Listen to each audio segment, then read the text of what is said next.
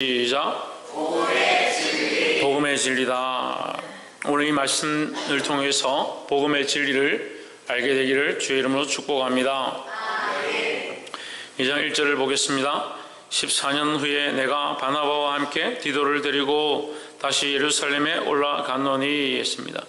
14년 후라는 것은 앞에 장의 말씀을 연결합니다. 그런데 앞에 장에서 사도 바울이 예수를 핍박하고 잔해하던 자였지만 그가 하나님의 은혜로 변화되어서 내가 오히려 복음을 전하고 나의 복음 전함으로 말미암아 유대인들 가운데 그 잔해하던 예수 그리스도를 핍박하던 자가 예수를 믿고 그 복음을 전한다는 소식을 듣고 오히려 유대인들 가운데 더 복음의 진보가 일어났고 더 많은 사람들이 주님 앞에 돌아오게 되었다. 그 후로 14년 후에 이 말이에요.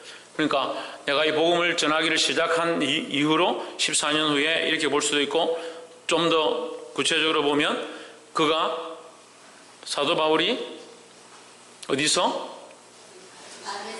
다메섹에서 예수님을 만난 이후로 14년 뒤에 이렇게 볼 수도 있습니다. 그리고 14년 동안 내가 변화돼서 복음을 전하고 그 뒤에 내가 바나바와 함께 디도를 데리고 다시 예루살렘에 올라갔나니 했습니다. 복음을 전하다가 예루살렘에 올라갔다는 것은 그는 어디에서 복음을 주로 전했다? 예루살렘이 아닌 곳에서 복음을 전했다는 거죠. 그러면 이방이죠, 이방. 무슨 말 하는지 압니까? 유대인에게 전한 것이 아니고 이방인에게 내가 복음을 전했었다라고 우리가 짐작해 볼 수 있습니다. 2장 2절에 계시를 인하여 올라가 내가 이방 가운데서 전파하는 복음을 그들에게 제시하되 유력한 자들에게 사사로이 한 것은 했습니다. 자, 여기서 우리가 잘 모르는 단어는 유력한 자들입니다. 유력한 자들은 누구냐? 사도들 가운데 유력한 자, 뛰어난 자, 사도들 가운데 앞장선 자, 사도들의 머리가 된 자, 누구겠습니까? 베드로와 야고보와 요한 정도 되겠습니다. 사도들 가운데서도 뛰어난 자들, 그 유대인 중에서도 뛰어난 자들, 이렇게 보면 되겠습니다. 뛰어난 자들, 그리스도의 복음 앞에 바로 서 있는 자들, 그들은 누구냐? 베드로나 요한이나 야고보 같은 사람들에게, 그 사도들에게 사사로이 한 것은, 사사로이 했다는 것은 이것을 이제 사사로이라는 말을 해석하기가 좀 애매할 수 있는데 2장 2절쯤 시작할 때 계시를 따라 올라갔다 했습니다. 계시를 따라 올라간 것은 하나님이 주신 뜻을 따라 올라간 거죠. 하나님께서 그에게 명령을 하셨든지 가르쳐 주셨든지 환상 가운데 보여주셨든지 그에게 음성을 들려주셨든지 어쨌거나 하나님께서 사도 바울에게 올라가라, 어디로? 예루살렘으로 올라가라 하셨기 때문에 그가 올라왔습니다. 그런데 누가복음에 보면 이것은 안디옥 교회가 그 바울을 파송하는, 보내게 되는, 사도행전을 보면 사도행전 11장에서 사도 바울을 예루살렘으로 파송하는 그런 모양이 나옵니다. 예루살렘에 올라가는데 안디옥 교회는 그를 파송하고 하나님께서 그에게 허락하신 계시가 있었다. 그래서 올라갔죠. 여기 사사로이 한 것은, 그러니까 파송을 했는데 그가 사사로이 이 말을 했다. 이 말을 하게 된 것은 내 개인의 주신 뜻을 따라서 내가 한 것이지 이것은 공회의 허락을 받고 한 것이 아니다. 이렇게 해석할 수도 있고, 또 다른 방법은 이 베드로와 야고보와 요한에게 얘기를 하는데 공회들 가운데에서 내가 공적으로 얘기한 것이 아니고 사사로이 개인적으로 만나서 얘기했다라고 이 사사로이라고 해석할 수도 있습니다. 어쨌거나 이 사사로이의 큰 중요한 뜻은 아니지만 어쨌거나 사도 바울이 유력한 자들에게 얘기했다, 이렇게 볼 수 있죠. 그럼 사도 바울이 베드로와 요한과 야고보에게 얘기했다. 뭘 얘기했느냐? 내가 다름질하는 것이나 다름질하는 것이 헛되지 않게 하려 합니다. 다름질하는 것이 뭐냐? 뭡니까? 복음에 대한 것이죠. 그럼 이 복음에 대한 것, 내가 지금 이 복음에 대한 것을 하고 있는 것이 헛되지 않게 하려 합니다. 내가 이 복음 전하는 것이 옳은 것을 밝히려 함이라. 또한 복음에 대한 잘못되어진 시각들과 이 복음의 일을 하는 것에 잘못되어진 것들이 들어오지 않도록 하기 위한 방법이다라고 볼 수 있습니다. 그럼 왜 이것을 베드로와 야고보와 요한에게 얘기를 했느냐? 그럼 예루살렘 교회에 문제가 있다라는 거죠. 예루살렘 교회에 문제가 있을 수 있다라는 거죠. 나는 그래서 바른 복음에 대하여, 내가 전하고 있는 이 복음에 대하여 얘기할 수밖에 없었다. 나는 온전한 복음을 전하고 있고 나는 주님 주신 대로 끝까지 순종하고 있다는 것을 얘기할 수밖에 없었다. 왜? 예루살렘 교회에 이 복음에 대한 문제가 있기 때문이다. 3절에 그러나 나와 함께 있는 헬라인 디도라도 억지로 할례를 받게 아니하였으니 했습니다. 자, 내가 다름질하고 있는 것, 내가 이 복음 전하고 있는 것이 잘못되지 않았음을 내가 말하고 싶었다? 그 말은 또한 반대로 얘기하면 내가 전하는 복음은 그래도 이 복음을 온전히 오리지널 복음을 말씀 그대로 전하려고 내가 힘쓰고 있는데 예루살렘 교회는 이 복음에 대한 뭔가 좀 문제가 있다, 퇴색되어진 부분이 있다. 그것을 직접적으로 말하진 않았지만 3절에서 간접적으로 얘기하는 거예요. 그러나로 얘기하는 겁니다. 그러나를 만약에 넣지 않았으면 어떻겠습니까? 2절과 3절은 동떨어진 얘기가 되겠죠. 근데 그러나 넣음으로 내가 전하고 있는 이 복음이 틀리지 않다. 그러나라는 것을 쓰는 겁니다. 그러니까 지금 이 복음에 대한 이 문제, 복음 속에 있는 복음 자체가 문제가 아닌데 이 복음이 예루살렘 교회에서 변질되어져 있는 이 모습이 우리는 진실하고 우리는 원래 가졌던 첫사랑으로 이 복음을 전하고 힘쓰고 있는데 예루살렘 교회에 문제가 있다. 내가 이것을 개인적으로 만나서 베드로와 요한, 야고보에게 얘기를 했다. 그 문제가 뭐냐? 그걸 직접 얘기할 수 없지만 그러나 나와 함께 있는 헬라인 디도에게도 억지로 할례를 받지 않게 하지 아니하였으니 할례를 받지 않게 하였다. 그러면 예루살렘 교회는 어떠한 문제가 있을 수 있느냐? 이 할례에 대한 문제가 있을 수 있다는 거죠. 이 할례에 대한 문제는 무슨 문제냐? 할례에 대한 문제는 무슨 문제입니까? 율법주의가 되는 거예요. 율법주의가. 그럼 예루살렘 교회는 뭐가 있을 수 있다? 율법주의에 대한 문제가 있을 수 있다는 거죠. 자, 우리의 구원은 어디에 있느냐? 믿음에 있습니다. 믿음으로 구원을 얻습니다. 믿음으로 구원을 얻는 거죠. 이것이 뭡니까? 하나님의 은혜입니다. 은혜. 하나님의 은혜로 주신 것을 믿음으로 구원을 얻는 것입니다. 저희 집 뭐라고? 뭐로 얻는다고 구원을? 믿음으로 구원을 얻는다. 하나님의 은혜를 우리가 믿음으로 받게 된다 하는 거죠. 근데 이 예루살렘 교회에 어떤 모양들이 있느냐? 구원을 받으려면 할례를 받아야 된다는 거예요. 그래서 사도 바울은 할 수만 있으면 디도라도 나는 할례를 받지 못하게 하였다라는 거예요. 4절에 이는 가만히 들어온 거짓 형제 까닭이라 저희가 가만히 들어온 것은 그리스도 예수 안에서 우리가 가진 자유를 엿보고 우리를 종으로 삼고자 함이로되 했습니다. 자, 이 갈라디아서를 우리가 해석하고 이해하려면 로마서를 이해해야 합니다. 로마서를 이해해야 하는데 로마서의 기본적인 사상이 뭐라고 했습니까? 이신덕이라 했습니다. 믿음으로 우리가 믿음을 고백함으로 뭘 얻는다? 의를 얻는다. 덕 더하여지는데 뭘? 의를 더한다.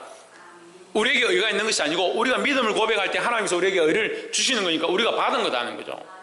우리의 의가 아니고 예, 이게 이신덕이죠. 이신발의가 아니고 우리 안에서 생겨난 의가 아니라 우리가 믿음으로 하나님께서 우리에게 주신 의다라는 거죠. 우리가 믿음으로 하나님께서 우리에게 더하여 주신 의다. 그러니까 이게 우리에게서 났습니까? 우리에게서 난 것이 아니죠. 우리에게서 난 것은 의가 없다는 거죠. 그런데 이 유대인들이 원하는 건 뭡니까? 할례를 행하고 그러한 율법주의적인 것들을 계명을 지키고 율례를 지키게 함으로 우리가 계명을 지키고 율례를 지키고 법도를 지킬 수 있으면 지킬 것들은 지켜야 합니다. 하지만 그것이 우리를 구원으로 이끄는 건 아니에요. 구원을 받은 자들이 말씀을 따르고 계명을 지키는 것이지 계명을 지킴으로 구원을 얻는 것이 아닙니다.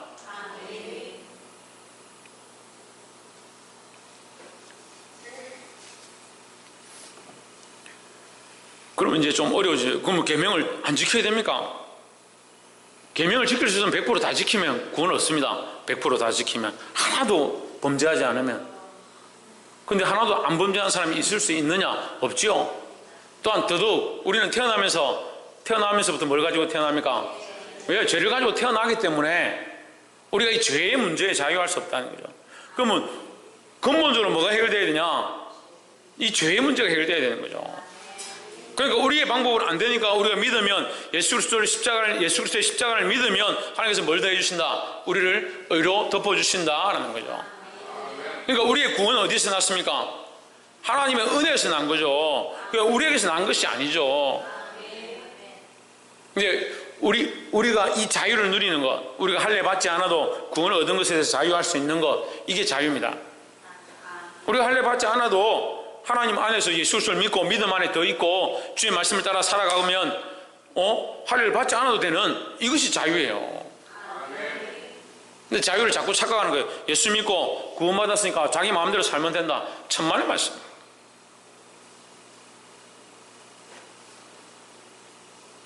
우리는 그리스도 안에서 뭘 받았느냐? 구속 받았다. 구속. 이 구속은요, 구원하여 속죄함도 있지만요, 그리스도 안에 가두는 모양이 되는 거예요. 그리스도 안에. 이제는 어디서 자유하냐? 예수 그리스도 안에서 자유한 거예요. 내 마음대로 하고 싶은 대로 살아서 자유가 아니고요, 예수 그리스도 안에 있기 때문에 자유다.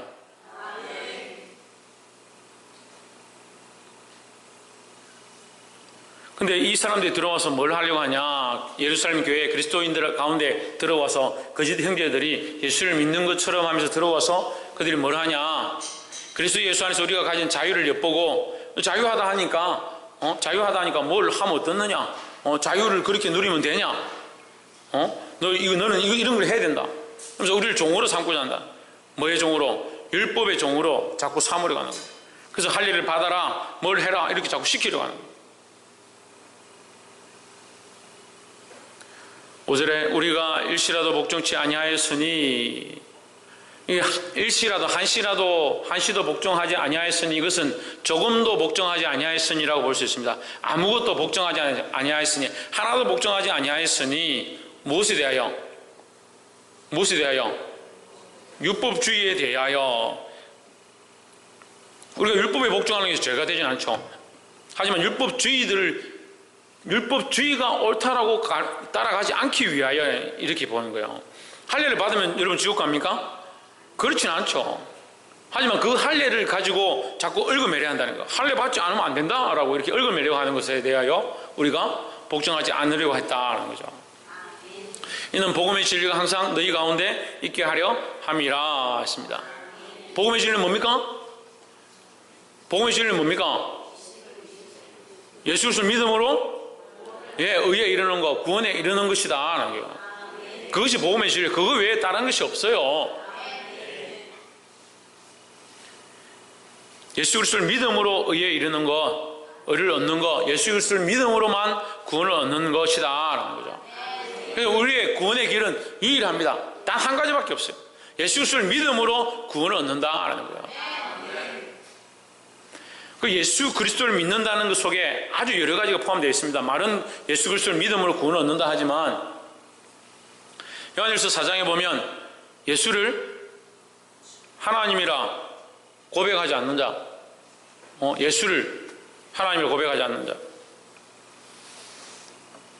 예수를 하나님께로부터 온 자로 시인하지 않는 자,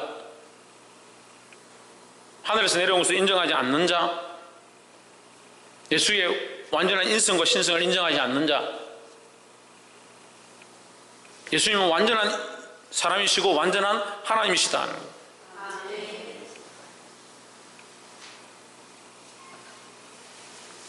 그리고 많은 사람들이 예수님을 믿긴 믿는데 인간으로 예수님을 믿는 거예요. 인간으로 예수 믿는 거예요. 교회도요, 뭐가 문제냐면 자꾸 인간적으로 하는 거예요. 인간적으로. 자기 눈에 이건 옳고요, 이건 틀렸고요, 이거 안 맞지 않습니까? 왜 이렇게 합니까? 자기 논리대로 하는 거예요. 자기 논리대로. 그 교회가 뭐 사회 집단도 아니고 왜 교회가 사회적인 성향대로 가야 되나요? 하나님의 복음의 진리 앞에 서야 되는 거예요.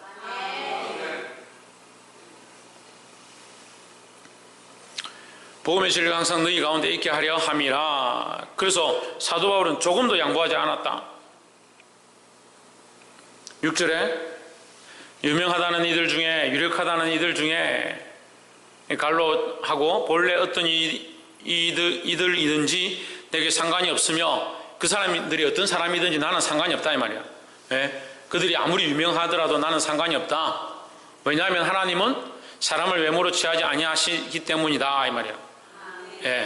이 갈로를 쳐놔서 우리가 이거 해석하기 어려울 수 있는데, 간단히 말하자면 그 사람들이 어떻게 유명하든, 사람들이 얼마나 그 사람들 알아주든, 그 사람들은 정말 사도로 인정받았기 때문에 그러니까 유력한 자죠. 다 사람들이 그 사람들은 참 사도다, 여기서 사도다 저기서 사도라 해도 그 사람들은 알고 베드로, 요한, 야고보 정도는 진짜 참 사도가 맞다. 그러니까 유명한 자들이 유명한 자들. 그렇지만 그들이 유명하든 어떻든 나는 상관이 없다. 왜? 하나님은 외모를 보시는 것이 아니기 때문에. 할렐루야. 그러니까 우리도 마찬가지로 우리도 하나님 앞에 우리의 외모를 드러내는 것이 아니고 우리의 중심을 드려야 한다라는 겁니다. 우리의 생각과 마음과 중심이 하나님께 있는가, 그것을 날마다 점검해야 될 줄 믿습니다. 그러니까 할례를 받았느냐 받지 않았느냐 이게 중요한 게 아니고요. 정말 중요한 것은 예수 그리스도가 나의 주님이신가, 내 속에 내 마음에 내가 사랑하는 어떠한 것보다 예수 그리스도가 나의 주인이신가. 예수 그리스도가 나의 주인인데 하나님의 법을 따르지 않고 하나님이 세우신 자에게 순종하지 않고 말씀을 따르지 않고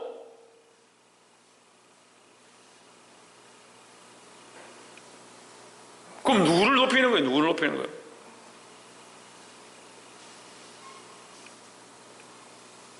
오늘 잠깐 아까 식사하다가 그 얘기를 했는데 누가 저에게 이런 질문을 했어요. 목사님, 모세가요 구스 여인을 취한 것이 잘못한 거 아닙니까? 이렇게 저한테 묻더라고. 어떤 사람이. 그래서 제가 잘못한 거 맞다. 근데 니하고 무슨 상관이야? 우리하고는 뭐가 상관이 있겠습니까? 우리하고 뭐가 상관이 있겠어요? 자, 모세가 구스 여인을 취한 것 때문에 미리암이 문둥병을 걸렸습니다. 여러분 뭘 봐야 됩니까? 모세를 따라서 우리는 구스 여인을 취해야 된다. 그럼 흑 있는 여자들을 한 명씩 구하러 가야 됩니까? 그 말씀 우리에게 왜 가르쳐 주시고 왜 성경에 기록했겠습니까? 모세를 보라고요? 그럼 구스 여인이 되라고? 그러면요? 예? 미리암의 그 징벌받음을 보라고요. 너희가 미리암같이 어리석은 말을 하지 말고 하나님 세우신 자 앞에 대적하지 마라. 모세를 대적하는 것은 곧 하나님을 대적하는 것이다. 그거 가르쳐 주는 거잖아요. 그 말씀을 보면 또 엉뚱한 걸 봐요. 구스 여인을 왜 취했느냐? 그래서 제가 구스 여인 취한 건 니하고 무슨 상관이고?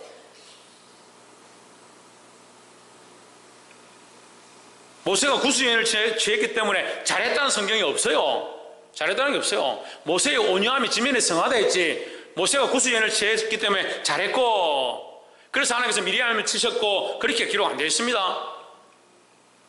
그러니까 우리가 그 말씀을 통해서 우리에게 가르쳐 주시는 거, 우리에게 일러주시는 바를 들어야 되는 거죠.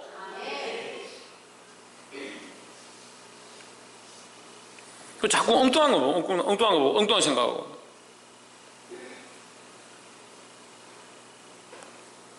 아니, 에덴 동산에 왜 선악과를 놔뒀습니까? 왜 선악과를 하필 에덴 동산에 만드셨습니까? 니하고 무슨 상관이고?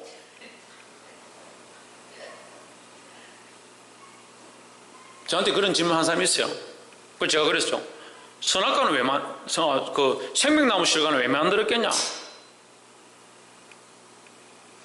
생명나무 실과는 왜 만들었겠습니까, 박 이사?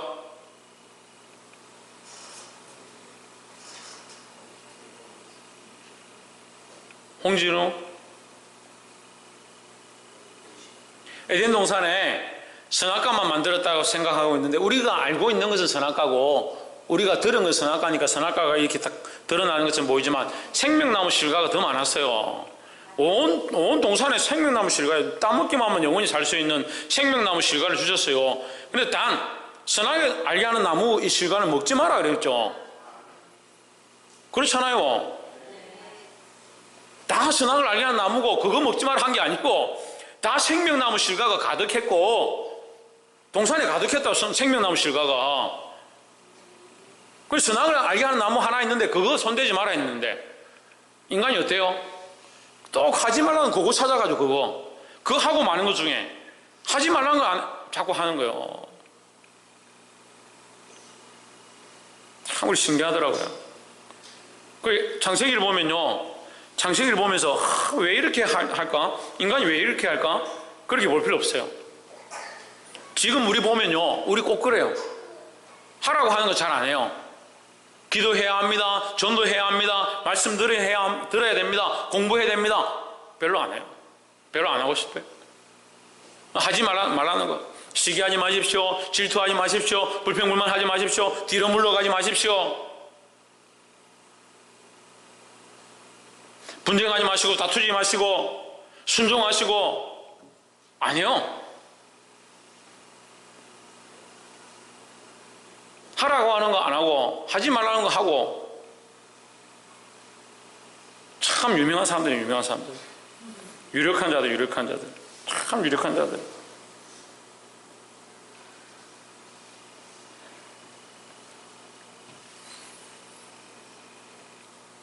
따라합시다. 사람에게 어떻게 보일까 염려하지 말고 하나님 앞에 우리의 중심을 지키겠습니다. 우리 하나님 앞에 내 중심을 지키는 것이 중요하지, 내가 외모로 어떻게 드러나는가, 사람들에게 어떻게 보이는가 별로 안 중요한 거예요.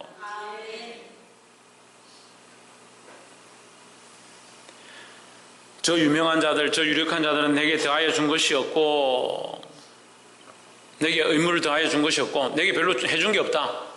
나와 사실 해준 게 없다. 이 말은 그냥 무슨 말이냐면, 나와 별 관계가 없다. 그들이 유명하다고 해서 내게 뭐 더 가르쳐 주거나 더 일러준 것이 없다. 여러분 성경에는 의무라는 단어를 덧입혔는데, 제가 볼 때는 의무라는 단어가 없는 게 더 맞아요. 제 성경에는 의무라는 단어가 없거든요. 저 유력한 자들은 내게 더하여 준 것이 없고, 뭘 더하여 준 게 없냐? 내가 이 복음을 순수하게 있는 그대로 얘기했다. 그들이 내가 전한 이 복음에 더하여 준 게 없다. 이 말이죠. 그럼 내가 지금 전하고 있는 이 복음이 잘못되지 않았다라는 거죠. 7절에 도리어 내가 무할례자에게 복음을 전함을 맡은 것이 베드로가 할례자에게 맡음과 같은 것을 보았고 했습니다. 자, 이렇게 읽으면 우리가 어려운데 그냥 쉽게, 베드로는 할례자에게, 유대인에게 복음을 전하고 나는 무할례자 이방인들에게 복음을 전파한다는 거죠.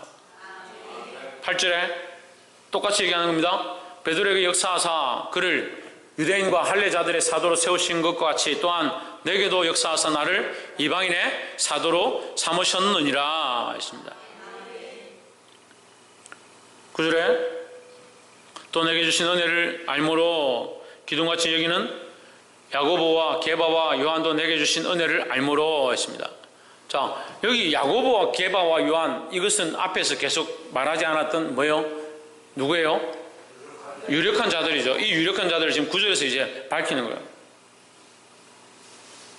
기둥같이 여기는 유력한 야고보와 게바와 요한도 내게 주신 은혜를 알므로. 사도 바울에게 주신 은혜가 뭡니까? 네, 복음 전환자로 세운 거. 다메섹에서 사도 바울을 만나서 사울인 그를 만나서 그 사울을 변화시켜서 하나님께서 사도로 세우신 줄을 알므로, 이런 뜻이죠. 나와 바나바에게 친교의 악수를 하였으니. 왜 친교의 악수를 하였습니까? 전에는 이 복음 전환자를 핍박했었는데 이제는 악수했다. 그래 함께 복음을 전하는 자가 되었다라는 뜻이죠. 이는 우리는 이방인에게로 그들은 할례자에게로 가게 하려 함이라 했습니다. 할례자에게로 가든 무할례자에게로 가든 그게 중요한 것이 아니라 뭘 맡았다는 게 중요합니까? 박성님, 뭘 맡았다는 게 중요합니까? 복음의 증인이 되었다는 것, 복음을 전하는 자가 되었다는 것이 중요하다라는 겁니다. 옆에서 한번 보시죠. 우리는 복음을 맡은 일꾼입니다. 복음을 맡아서 이 복음을 전해야 될 이 사명을 맡은 일꾼들이다라는 겁니다. 다른 것을 전하는데 힘쓰지 말고, 이상한 소문 전하는데 힘쓰지 말고, 남 헐뜯는 거 얘기하는데 힘쓰지 말고, 복음 전하는데 힘쓰는 자들이 되어야 된다는 거예요. 10절에 다만 우리에게 가난한 자들 생각하는 것을 부탁하였으니 이것을 나도 본래 힘써 왔노라. 힘써 행하여 왔노라 했습니다. 자, 우리가 이 복음을 맡아서 서로 할례자나 무할례자에게 보냄을 받았는데 다른 얘기를 나에게 한 건 없고, 그 유력한 자들 베드로와 요한과 야고보가 다른 얘기 한 건 없고 한마디 더하여 준 거 있는데, 다만 이 말을 했다. 무슨 말을 했냐? 가난한 자들을 기억해라. 가난한 자들을 도와줘라. 가난한 자들에게 복음 전하기를 힘써라. 이 얘기만 나에게 부탁했다. 이 얘기죠. 그럼 무슨 뜻입니까? 내가 사도가 된 것, 내가 이 복음을 전하는 자가 된 것, 내가 전하고 있는 이 복음에 대하여 특별히 잘못된 것이 없다. 오히려 그들이 우리 안에 행하신 하나님의 역사와 은혜를 알게 되었다라는 거죠. 그래서 너희가 전하고 있는 이 복음이 맞으니까 너희가 할례를 받아야 된다, 그렇게 말하는 것이 아니고, 오히려 너희는 가난한 자들을 기억하는 것만 조금 더 하면 좋겠다, 우리에게 부탁을 했다, 이런 얘기죠.